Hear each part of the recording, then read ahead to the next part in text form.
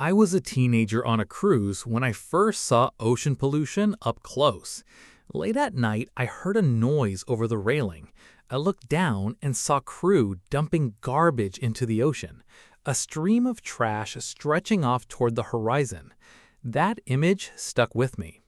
But that garbage spilling into the ocean was just the tip of the trashberg, and that trashberg is mainly plastic. Plastic makes up about 80% of marine pollution, and it doesn't always come from where you'd expect. Most people think of waste plastic as straws, bottles, and grocery bags washing off beaches. But when a Dutch nonprofit called the Ocean Cleanup sailed out to the Great Pacific Garbage Patch to scoop it all up, they found something else entirely.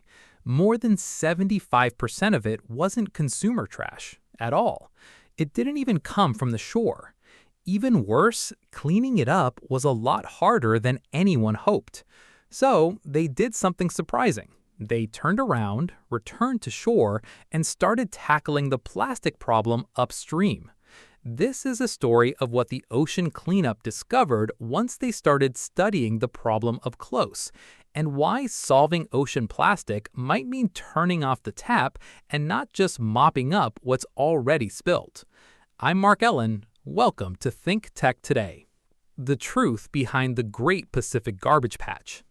Not all ocean plastic ends up on a beach. Some sinks, and some drifts, pulled by currents into giant, slowly spinning vortices in every ocean basin. The largest is the Great Pacific Garbage Patch between Hawaii and California. It covers an area twice the size of Texas, or 3 times the size of France. It contains roughly 80,000 metric tons of floating plastic. That's about 1.8 trillion pieces.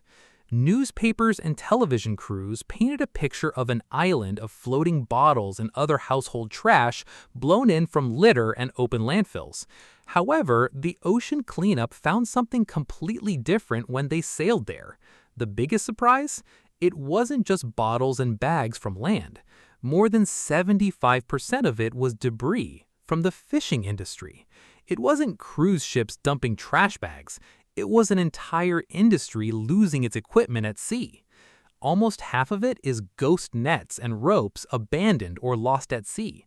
This gear keeps fishing when the fishermen have gone home. It entangles turtles, sharks, even whales. Much of the rest of the plastic is fishing gear, like floats and crates. What makes plastic such a problem is that it doesn't go away on its own. Over time, this plastic breaks into smaller pieces that end up in the stomachs of seabirds and fish into microplastics that are impossible to recover. This far from the countries that dumped it and left. The Ocean Cleanup began trialing different cleanup systems at sea in 2018, hoping to clean up the fishing gear, but they faced major challenges immediately. So it seems like, okay, it's there, you just scoop it up and bring it back. But actually, it's constantly moving. It's a very difficult environment. The open ocean is far from shore.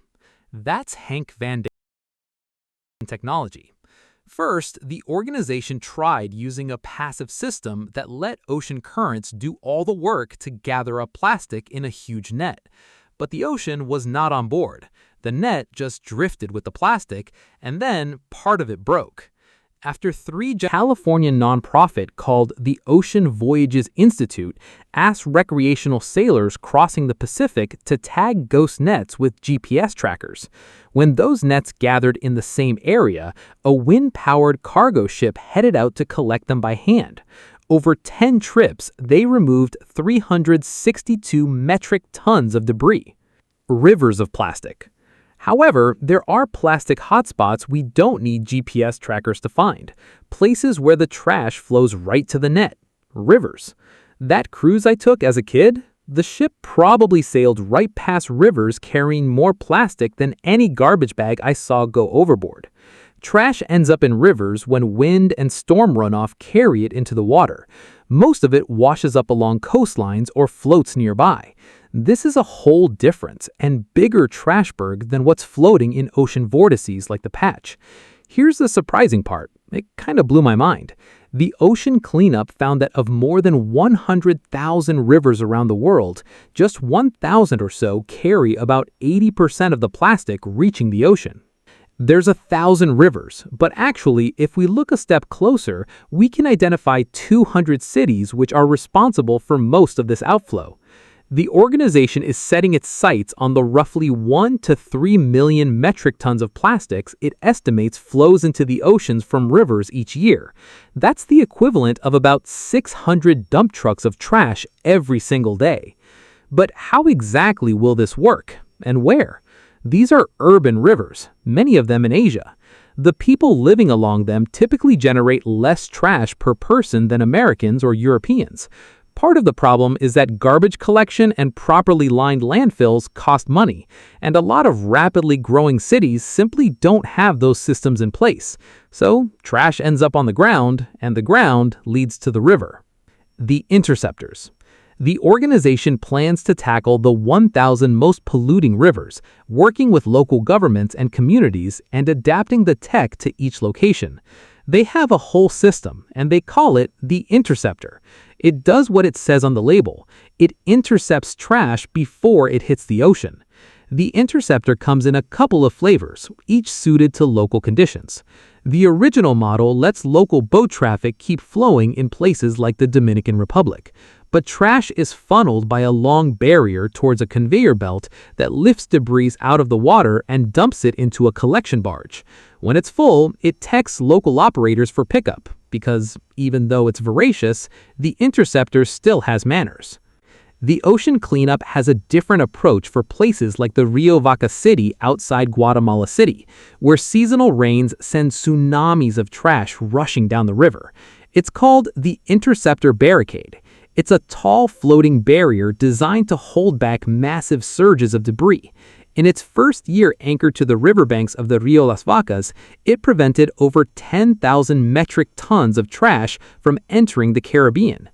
10,000 metric tons. Compare that to the 500 tons collected at sea. It's no wonder the ocean cleanup turned their efforts upstream.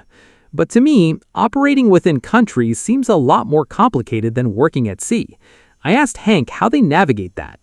Before we go to a country, we want to understand what is the environment, what are the communities.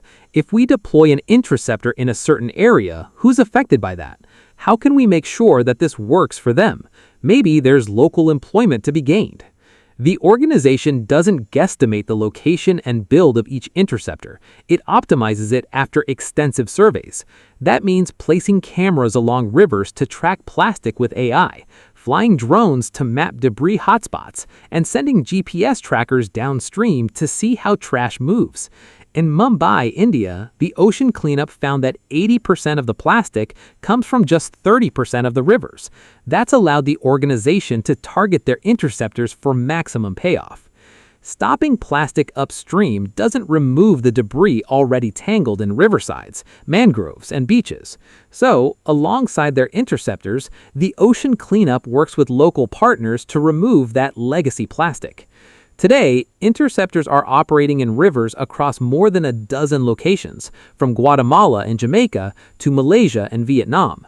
Together, the ocean cleanup says these pilot projects are already preventing 2 to 5% of river plastic from hitting the ocean. It's not just the sea that's seeing the benefits.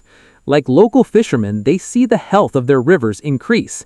People that live near the river actually, they can swim in the river again. The next step. The next step is scaling up. The organization plans to roll out interceptors in 30 cities, which it says could cut the global flow of plastic into the ocean by as much as 1/3 by the end of the decade. Next up is Panama City, the one in Panama, and then Mumbai. Plastic problems solved, right? Well, not exactly. Pulling plastic out of the water doesn't make it disappear. It just moves the problem back onto land, where we already struggle to recycle it. Where local infrastructure exists, some river plastic is put to use. PET bottles get recycled. Organic waste gets composted. The rest goes to landfills or incinerators. Also, river cleanup doesn't touch the plastic that's already out there, circling in the Great Pacific Garbage Patch. Most of it came from fishing boats. there's no river to trace it back to. But given how much easier and cheaper it is to catch trash in rivers than out on the open ocean, I asked Hank, why focus on the garbage patch at all? If you have a bathtub which is overflowing, you can close the tap, but you still need to mop the floor, empty the bath, and do all that stuff. For me personally, I'm all in on mopping up the plastic in the patch, but we have to do it in a way that benefits the ecosystem out there. We don't want to make the situation worse. The ocean cleanup is weighing the cost of its plastic removal method against the cost of leaving the plastic there. Their own environmental assessment put it bluntly.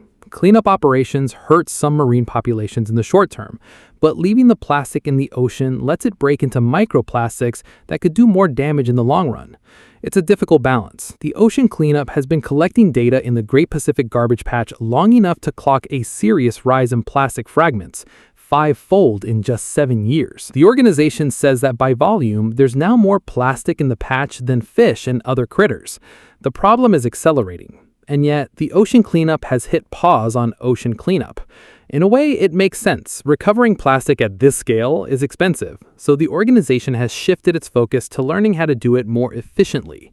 What we saw with Ocean Voyages Institute's GPS tagging approach is that knowing the exact location of the plastic is the biggest part of the battle. In 2025, the ocean cleanup asked sailors in the Trans-Pacific Yacht Race to tag ghost nets and deployed another 144 trackers in a remote region of the patch. These trackers pinged satellites over months, helping model how plastic moves and clumps together. The organization is also mounting cameras on cargo ships, which use AI to detect and photograph plastic, recording its GPS location. But to pinpoint plastic more precisely, the ocean cleanup is betting on drones. We actually get more accuracy being out there in the patch itself, flying with drones, getting more information about where these hotspots are. The idea is that better data leads to smarter cleanup.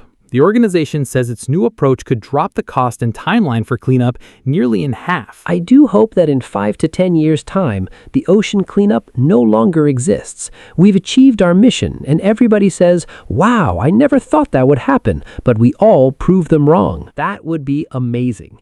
But cleaning up the plastic already in the patch won't stop fishing gear from being lost next year, or plastic continuing to wash into rivers. Without fixing how much plastic we make and how it's handled, ocean cleanup becomes maintenance, like an annual beach cleanup. And that means more cost and more disruption to the ecosystem. The UN has been negotiating a global plastics treaty since 2022, but talks have stalled over whether to focus on waste management or cut production itself. For now, the treaty is dead in the water, along with a lot of plastic. But many nations and groups, including the Ocean Cleanup, are still pushing to make it happen. We are part of lobby groups there. We bundle our strengths, and I think what the Ocean Cleanup brings to the table is a lot of data showing actually the problem itself. We're also showing that there are solutions available. Here's where I land on this. Cleaning up the ocean is worth doing. Intercepting plastic in rivers is worth doing. We gotta mop that plastic up. For now, the tap, it's still open.